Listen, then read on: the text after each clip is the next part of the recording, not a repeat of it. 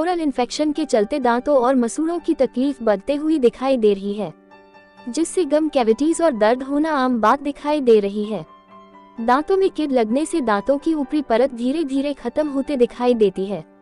दांतों की सड़न अंदर तक जाने से दांतों की नसों को खतरा हो सकता है और कई प्रकार की बीमारियों को आमंत्रित करती है। दांतों की तकलीफ या दांतों में लगी कीड़ अथवा सड़न को दरकिनार ना करें और जल्द से जल्द दंत चिकित्सक को बताएं। आज हमारे साथ है सुप्रसिद्ध दंत चिकित्सक और रूट कैनल स्पेशलिस्ट डॉक्टर अंबर राउत, जिन्होंने हमें दांतों में होने वाली तकलीफों के बारे में उसके उपचार और निदान संबंधित जानकारी दी। आइए मिलते हैं डॉक्टर अंबर राउत से।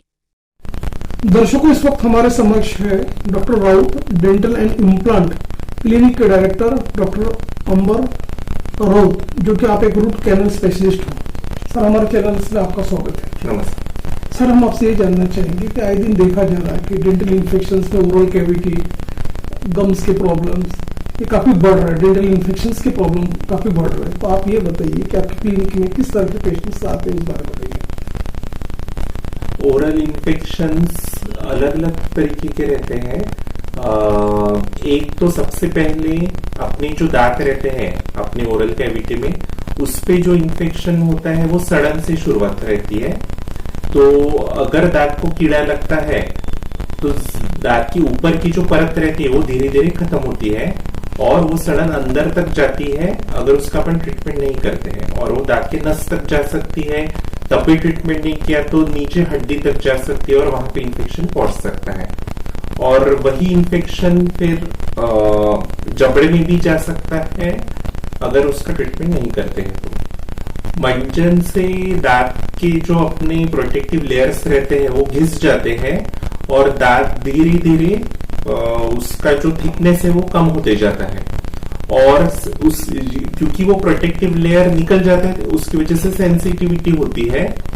और उसके अलावा उसका एक दुष्परिणाम ये भी है कि दांत अच्छे से साफ नहीं होते मंजन से, क्योंकि जब तक अपन ब्रश अच्छे से करते नहीं, मतलब ब्रश के जो ब्रिसल्स रहते हैं वो दांत के बीच में मसूड़ों तक जाते हैं और वो साफ करते हैं, जबकि मंजन उतना साफ नहीं कर पाता और दांत को वो घिसाता भी है। इसलिए मंजन की जगह पे टूथब्रश और टूथपेस्ट का ही इस्तेमाल करना चाहिए। ये सब आदतों की वजह से एक तो दांतों का नुकसान भी होता है, दांतों का नुकसान होता है, मसूड़ों का नुकसान होता है, मसूड़े नीचे सरकते हैं, दांतों के ऊपर डिपॉजिट्स जमा हो जाते हैं, फिर वो धीरे धीरे मसूड़े नीचे सरक के हड्डी की जो लेवल है वो कम होती है, दांत हिलने लगते हैं। ये सब प्रॉब्लम्स है। ऊपर से जो तंबाकू है, गुटखा है, उसकी वजह से कैंसर होने का चांस भी रहता है।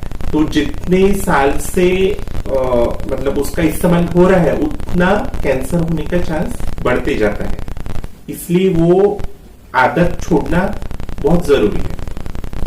सर, ये दांत की सड़न जो है वो जब शुरुआत होती है तब वो एकदम छोटी रहती है, पर अगर उसको उसकी तरफ ध्यान न दिया जाए तो वो धीरे धीरे दांत के अंदर तक पहुंचती है। फिर जो ऊपर की प्रोटेक्टिव लेयर है एनामेल, फिर डेंटिन रहता है और फिर दांत के अंदर नस रहती है, तो धीरे धीरे वो नस तक पहुंचती है और तब शुरू होता है पेन। और अगर उसका ट्रीटमेंट नहीं किया जाए तो पेन धीरे धीरे बढ़ता है और बहुत जोर का या सीवियर पेन जिसे कहते हैं वो होता है, और इन्फेक्शन और नीचे नीचे सरकते जाता है। तो रूट कैनाल ट्रीटमेंट मतलब उसमें अपन ये जो दांत की नस है जो खराब हुई है उसको निकालते हैं। वो दांत की नस खराब इसलिए हुई है क्योंकि दांत की सड़न वहां तक पहुंच गई है, या फिर और भी कारण रहते हैं, जैसे दांत किसी एक्सीडेंट में अगर टूट जाता है तो भी नस खराब हो सकती है। पर सबसे ज्यादा जो है वो बैक्टीरिया की वजह से, मतलब सड़न की वजह से दांत की नस खराब होती है। तो रूट कैनाल ट्रीटमेंट में अपन जो खराब नस है वो निकाल के उस जगह को क्लीन करते हैं। ब्रिज मतलब अगर कोई दांत नहीं है, मतलब या तो वो निकाला गया है या फिर हो सकता है वो टूट गया है, मतलब किसी एक्सीडेंट में अगर दांत टूट गया और पूरी तरह से निकल गया तो वो गैप रहती है, तो वो गैप फिल करने के लिए ब्रिज का इस्तेमाल करते हैं। मतलब आगे और पीछे का जो नेचुरल या नॉर्मल टूथ है उसकी मदद से हम बीच का एक दांत लगाते हैं, उसको बोलते हैं ब्रिज। तो अगर वो सामने का दांत है तो वो दिखने में अच्छा नहीं रहता है, या अगर पीछे का दांत है तो आपके चबाने के काम का रहता है, तो वो दांत बिठाने के लिए अपन ब्रिज का इस्तेमाल करते हैं। मतलब दो दांतों के आजू बाजू के दो दांतों की मदद से हम एक बीच का दांत बिठाते हैं, उसको ब्रिज बोलते हैं।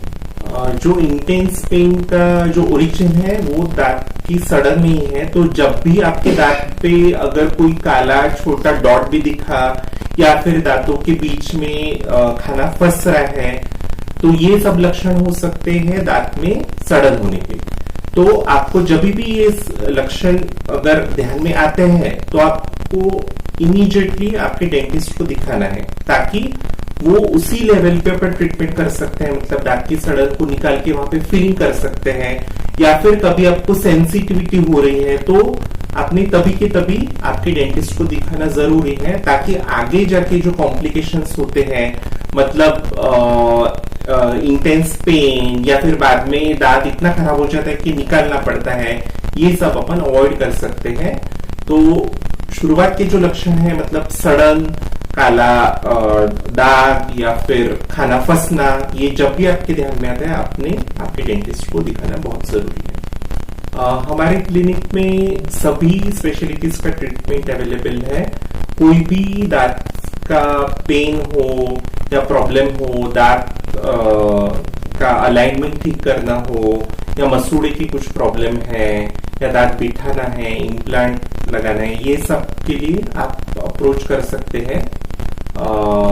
आप फोन नंबर से अपॉइंटमेंट लेके आप आ सकते हैं।